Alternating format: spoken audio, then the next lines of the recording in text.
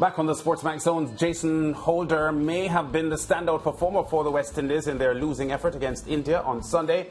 But the all-rounder is keen that the team is not far from putting up a better fight against the Indians when the teams meet again in the second one-day international on Wednesday, showing live, of course, on SportsMax at 3 o'clock, 4 Eastern Caribbean time. The touring Windies suffered a 6-wicket loss in the opening game, and that was played in Ahmedabad after the West Indies made 176 all-out.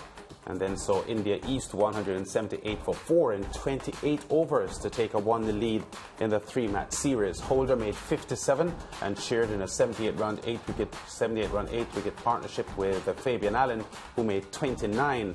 Holder's feat with the bat allowed the Barbadian all-rounders to join an elite club, having scored 2,000 plus runs and taken 100 plus wickets for the West Indies in ODIs. Holder, of course, joining Chris Gale, Sir Vivian Richards, Carl Hooper and Dwayne Bravo, the men to have achieved that feat. A brisk 60 from 51 balls from captain Rohit Sharma set up the run chase for the Indians, which was finished off by Suryakumar Yadav, 34 not out, and Deepak Huda with 26. Now for Holder, a little more application is needed from the batters come game 2. Yeah, we just got to put a bigger price on the wicket. Yeah, too many soft dismisses in the innings today. I think the pitch was a little difficult to start on, but more or less we still got to dig a little deeper and, you know, put up a much better fight than we did in this game. I can't really fault the bowlers too much. I think trying to defend the score that we did was always tough. And yeah, just a matter for us just to regroup. You know, we've got a couple of days off and come back strong. I don't think we're too far off, to be fair. You know, our top order just needs to go a little deeper. Put a heavier price on the wicket, you know, and just give themselves a really good chance. You know, I just think it's, in these conditions you can really give yourself a really good chance and make up. You know, and you could always be knocking it around. You know, run a ball or close or run a ball and finish well, pass or run a ball at the end of the innings. So just a matter for our batters just to dig a little deeper and take it deeper, you know, for the team. Yeah, Jason Holder there batted courageously for his 57, but the West Indies losing this opening one-day international. We have to say that the Indians would have to be favourites to win this series, although they are ranked number 4 in the world according to the ICC current team rankings.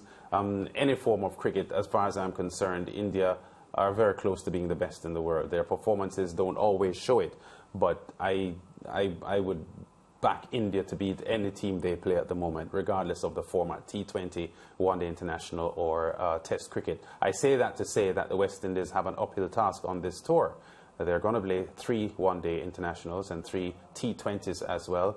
And again, you know, we've seen them unable, Mariah, to bat out 50 overs. Right. You cannot be playing ODI matches and be consistently being bowled out before the 50 overs. Exactly, and that's my issue with this entire West Indies team. Now, I stand with you, Lance, whereby I know trying to beat India will be extremely difficult. India are powerhouses when it comes to cricket, and initially, you know, even before, when we were doing our match preview, we spoke about the fact that, you know, India is not going to be a walk in the park. We're going to have to fight, as Holder said, you know, we're going to have to protect our wicket if we are to, you know, even put up a fight against them. And the point that you just made, I think we need to start by batting out the 50 overs. You can't expect to, you know, not protect your wicket in such a manner, lose wickets like that, only bat 43 overs.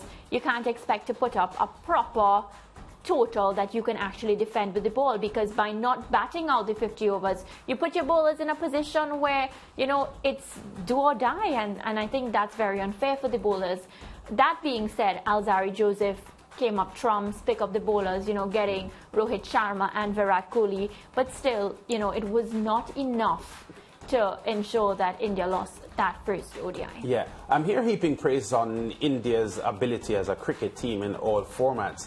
But India have been pretty disappointing in recent months in international cricket themselves, Mariah, because apart from how West Indians felt about their no-show at the T20 World Cup, India went into that tournament as one of the favourites and did really badly as well. So they have a lot to answer to as far as their fans are concerned and how they have played. And even though they won the game comfortably against the West Indies on Sunday, their current game is not where their fans want to see it. I know that there has been some off-the-field issues there. We see Virat Kohli stepping down as captain of the Test team eventually after being removed as captain of the T20 setup and then not being captain of the ODIs either. And you get the feeling that there's a little bit of an issue there surrounding him, his chemistry with the team, and what happens going forward. And sometimes these things can affect the overall performance of a team. We know how Virat Kohli has been such a colossal figure in Indian cricket now for several years. And even though he may not want to say it, I think he feels that he isn't being given the respect that he has earned. And I don't know how his teammates feel, but I know that India aren't playing as well as they can play. The West Indies shouldn't be bothered with that. They have their own game to look about. And you are right. If you are not batting out 50 overs, even against Ireland, it speaks to, it speaks to huge problems in the performance of the team. And the second ODI, as we said, Wednesday morning, 3 o'clock, 4 o'clock Eastern Caribbean time. It will be live on SportsMax. And we're hoping that the West Indies team can bat better because, as you said, that's where they have to start. And even though the Indians are favourites, not only on the quality of their roster, but also being at home, the West Indies should put their heads down and tackle this job manfully.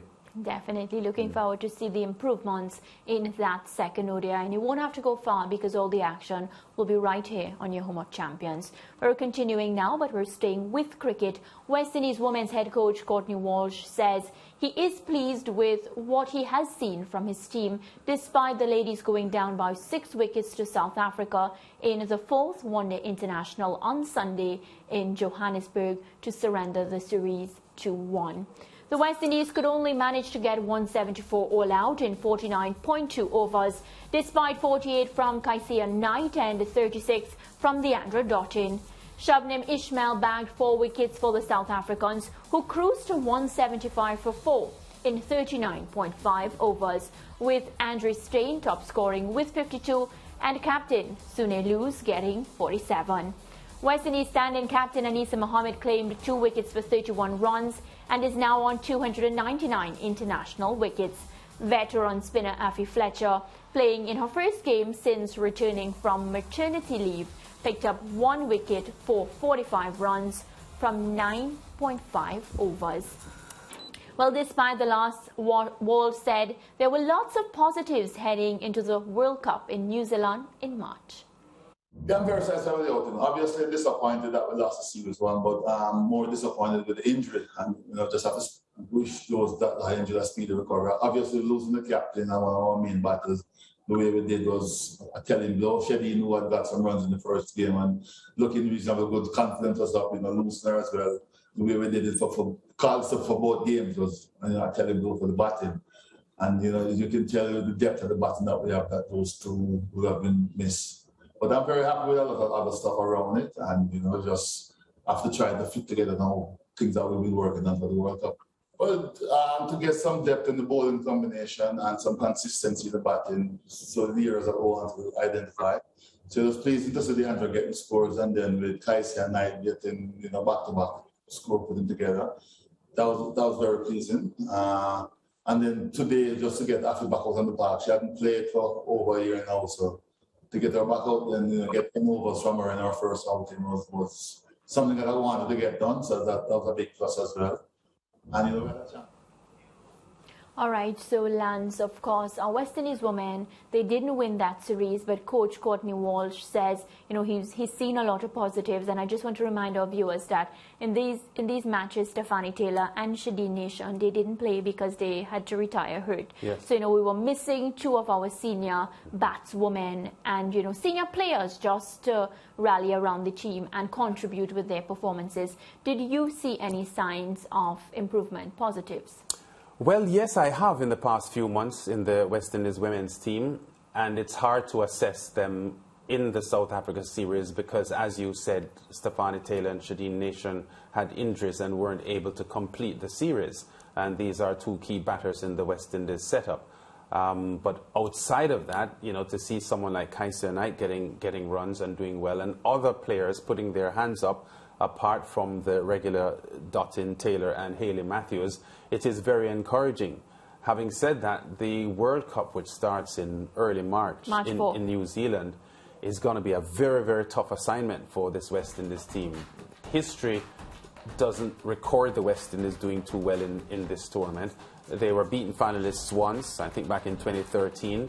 Outside of that, their record certainly can't compare to New Zealand, who they play in their opening game. Of the 11 ODI tournaments, World Cup tournaments we've had, the New Zealanders have had top 3 finishes in 8 of those tournaments, including a championship win in 2000. So it's going to be a tough start for them against New Zealand. And I think the odds makers would make New Zealand favourites to beat the West Indies in the opening game. But the West Indies, based on how badly they had played just before the COVID-19 pandemic, and since that, we have to feel encouraged by what we've seen from them in recent months. And there are signs of improvement in the team, and Dottin looking to get her mojo back. I am worried about Stefanie Taylor because I haven't seen world-class performances from Stefanie Taylor for a while now. And there have been many reasons for that. You know, she has had some COVID issues as well, and she had injuries now and so on. But I know the quality that Stefanie Taylor has. And I think for this West Indies team to do well at the World Cup, Stefanie Taylor has to rise as a team leader and begin to show the quality that we know she has, but which for whatever reason, it hasn't been surfacing for a couple of years now. Yeah, and what I will say, Lance, is I have also seen a lot of positive signs from our West Indies women. Not only one player having to step up, but a lot of the different women contributing with bat and ball. So that is always a positive. I would, however, say that the only way that our West Indies women can put up a fight is if we have all our top players fit and ready to go. Well, viewers, we're going to take a quick break. We're coming right back. We have a lot more to talk about.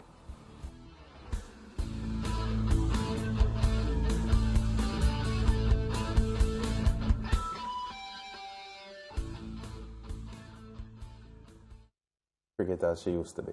Me can stay far.